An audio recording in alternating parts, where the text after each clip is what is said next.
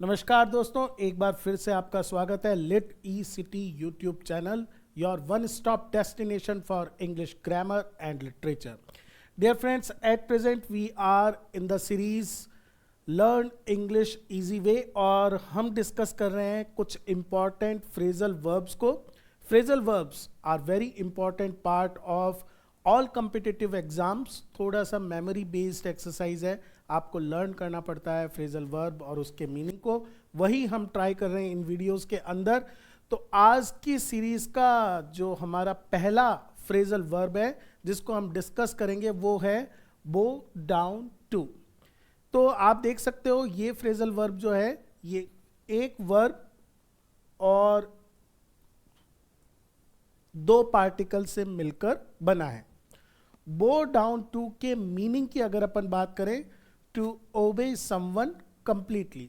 Easy आप समझ सकते हैं, बो का मतलब होता है झुकना। तो बो डाउन टू किसी के सामने टोटल सरेंडर कर देना, बहुत आसानी से झुक जाना, पूर्ण रूप से उसके सामने एक तरह से अपन ये कहें कि जो वो कहे वो मान लेना, लाइक अ स्लेव। तब हम यूज करते हैं इस फ्रेजल वर्ब को। आप एग्जाम्पल से देख सकते हैं, the police officer refused to bow down to the illogical demands of the leader. जो पुलिस ऑफिसर था, रिफ्यूज्ड मतलब उसने मना कर दिया कि I won't bow down to, मैं नहीं झुकूंगा।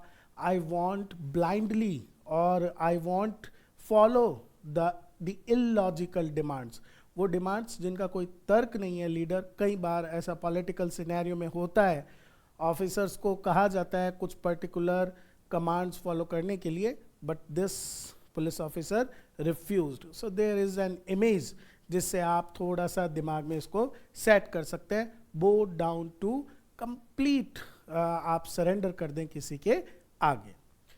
हमारी जो नेक्स्ट फ्रेजल वर्ब है आज की दोस्तों वो है बॉल समबॉडी ओवर। देखिए, हम प्रीवियस वीडियोस में देख चुके हैं, इस ब्रैकेट का मतलब यहाँ पर ये है कि ये जो समबॉडी है ये चाहे तो आप वर्ब और पार्टिकल के बीच में रख सकते हैं, और नहीं तो जो इसका नॉर्मल रूटीन पोजीशन है लास्ट में आने का, वो तो हमेशा रह ही सकता है। तो पहले अब देखते हैं इसका मीनिंग क्या होता है। बॉल ओवर समबॉडी का मतलब होता है to be very impressed by someone, especially performance.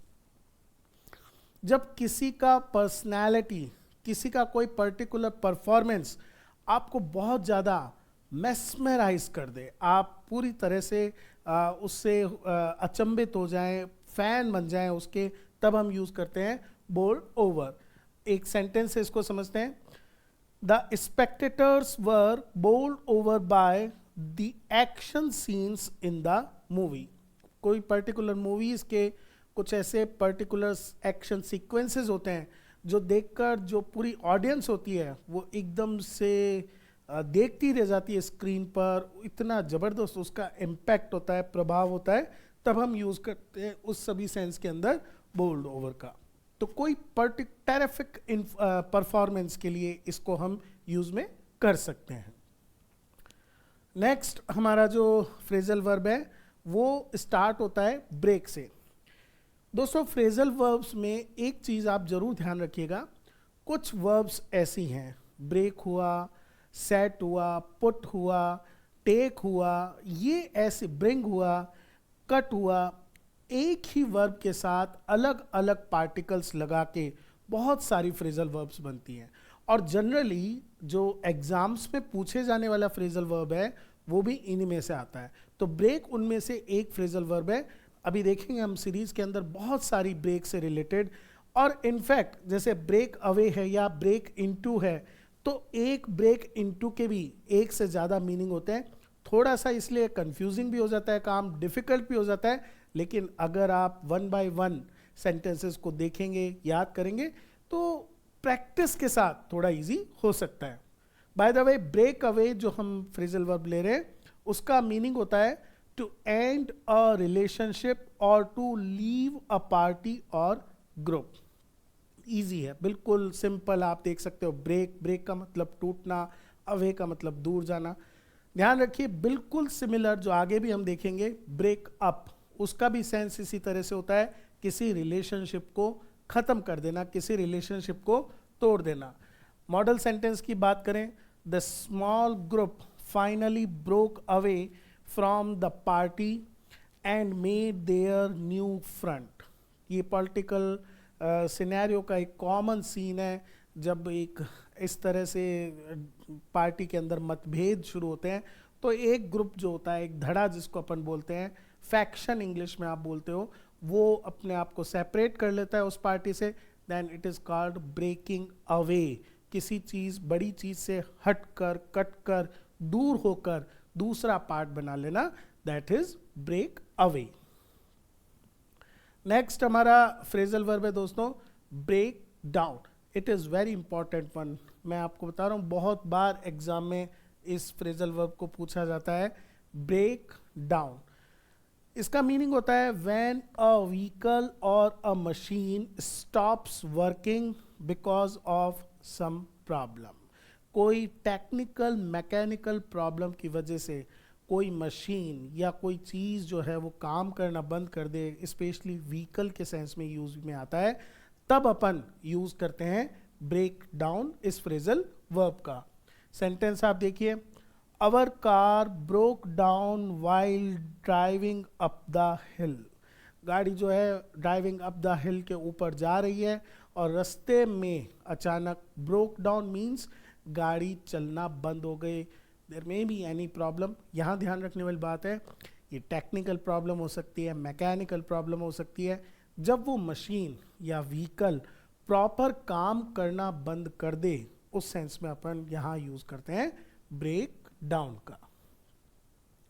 Next हमारी जो फ्रेजल वर्ब है दोस्तों वो है ब्रेक डाउन। अभी हमने देखा, मैंने जस्ट आपको बताया भी था कि एक ही फ्रेजल वर्ब के एक से ज़्यादा मीनिंग भी हो सकते हैं। तो ब्रेक डाउन यहाँ पर सेकेंड मीनिंग है, वो भी बहुत इंपॉर्टेंट है, to be unable to control feelings and start crying.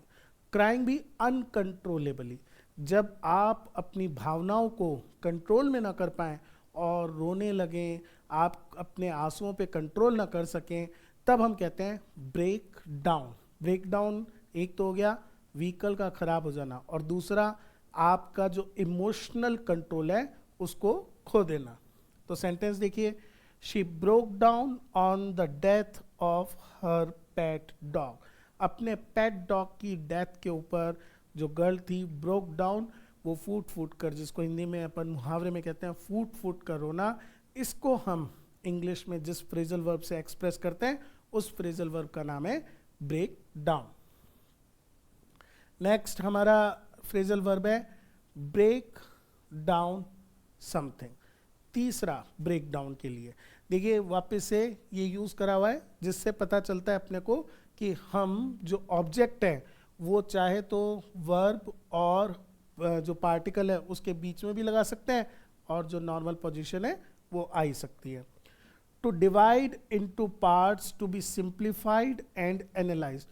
किस तरह से, बिल्कुल तीनों मीनिंग अलग अलग हैं।